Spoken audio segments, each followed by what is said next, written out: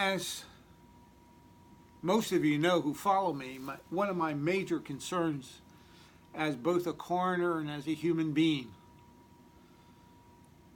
is what are we going to do about the addiction crisis, not the opioid crisis, but the addiction crisis here and throughout the world.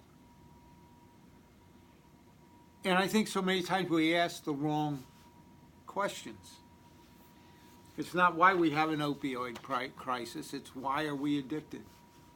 Why do we let addictive behavior rule us when we can rule our own lives positively?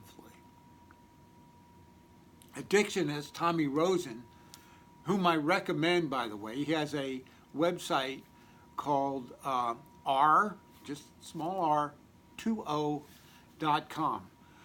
For anybody that wants to get a better understanding of how you can treat addiction beyond taking medically assisted treatment,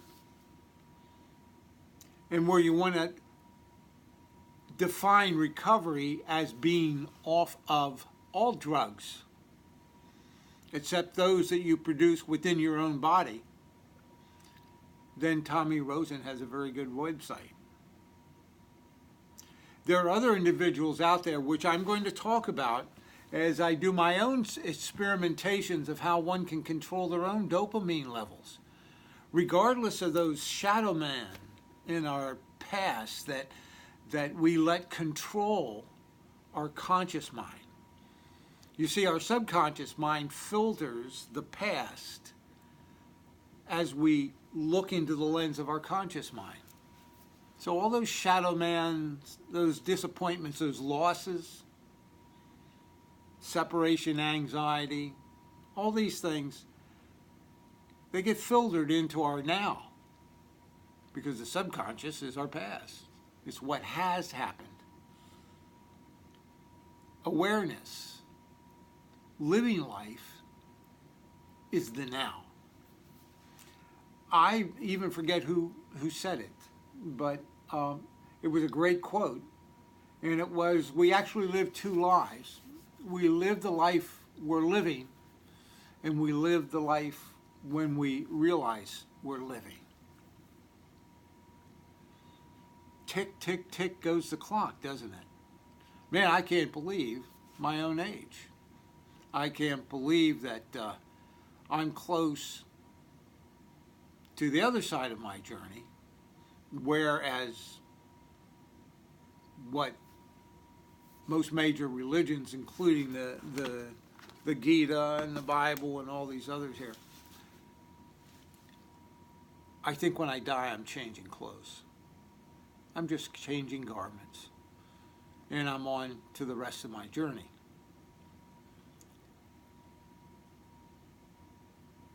We have to take this life and claim responsibility for it, because this is our school. This is where we learn and we pass or we fail. I'm not sure what the actual results are of the failure.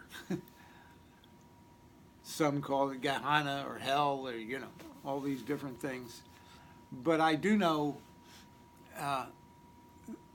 that there is a simile or a metaphor about how the men train for space. They condition themselves through practice and discipline. And through that practice and discipline, when they get into the foreign environment, the out of the world experiment, and they're looking back at the world,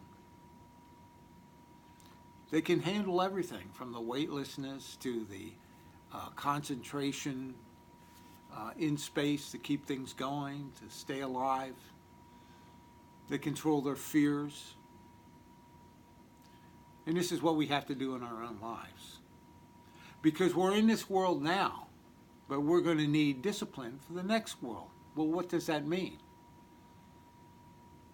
There are a lot of universal behaviors that it doesn't matter what culture we're in, we all have them.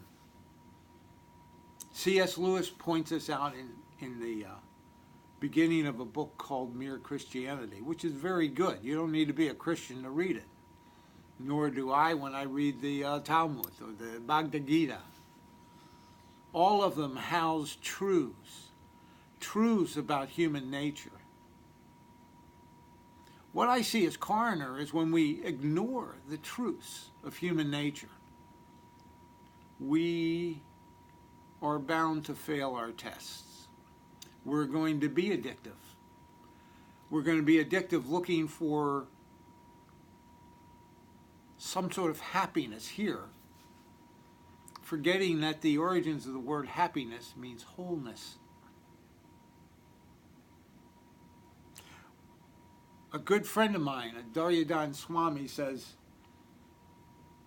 the beginning of everything is the practice. It's the practice. For the last about 4 or 5 years, I've been creating my own practice. Even this morning, I first did some reading.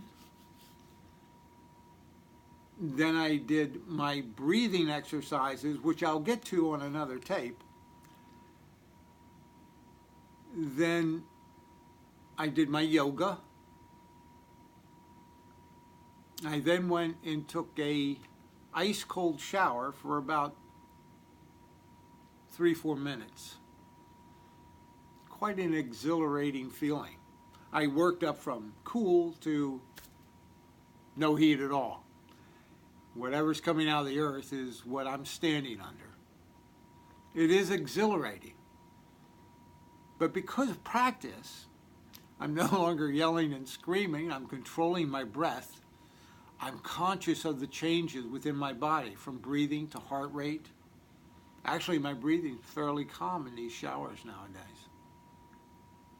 In another week, and maybe I'll tape it so you guys can see it, I'm going to walk down to my pond here on the farm. I'm going to go in and swim around a little bit. It'll be my virgin attempt at this, but I have had my practice. And I'm interested in seeing how practicing the breathing methods, actually the Wim Hof breathing methods, which have been well studied, by the way, well documented, showing that they can improve your immune system. They can get you actually in contact with your autonomic nervous system, your sympathetic, your parasympathetic systems.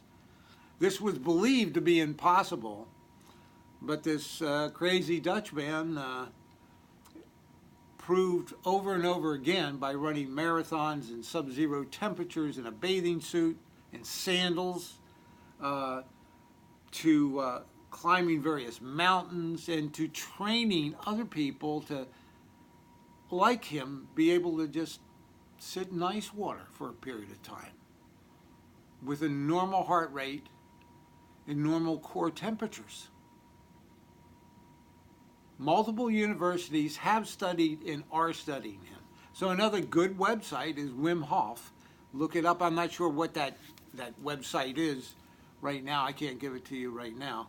But that's where I started my adventure into cold therapy and breathing exercises. Actually, the breathing comes first, then the cold exercises. Trust me on that one.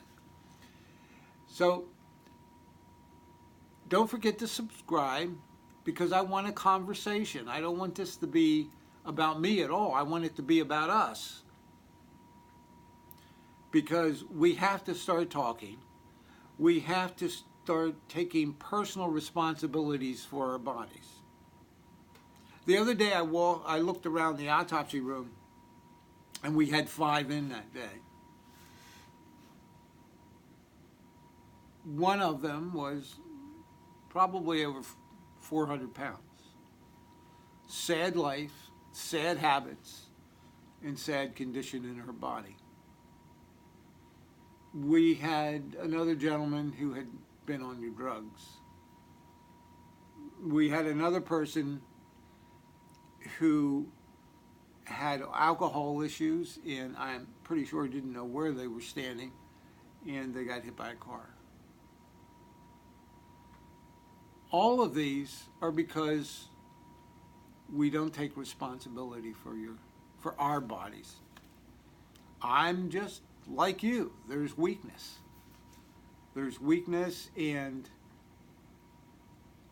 I'm on a regimen that is getting easier and easier, but was not easy in the beginning. I generally don't eat for 15, 16 hours, and I eat one meal a day. Mainly because when I opened up one of the individuals the other day who had metabolic syndrome and most likely diabetes undiagnosed, and then it ended up he had heart failure, I looked at this internal fat. So when you open somebody up, and you should be seeing the intestines, and you should be seeing the area where the heart is. What you're seeing is this fat in there that acts like a actual hormone and causes inflammation in the body. I'm not a doctor, I'm just an observer. And I've dissected thousands of bodies for the documentation of it. And I work with a brilliant forensic pathologist. So I've had an opportunity to look at the story of how man is living in this modern age. The one thing I do know is that it's not going to be another pill that helps us in the opioid addiction. It's not going to be anxiety drugs that help us reduce anxiety in this society. It's not going to be a drug. It's going to be us taking responsibility for our own lives. It's going to be us taking responsibility for our behaviors. It is going to be us to be honest, loving, and truthful to each other. So don't forget to subscribe. Have a great Sunday. And remember, this La Voz Latina Central, it's bilingual. I learn better Spanish, you learn better English. We'll all be better off because we can communicate with each other. And I'm waiting to hear from all of you. You guys have a great day.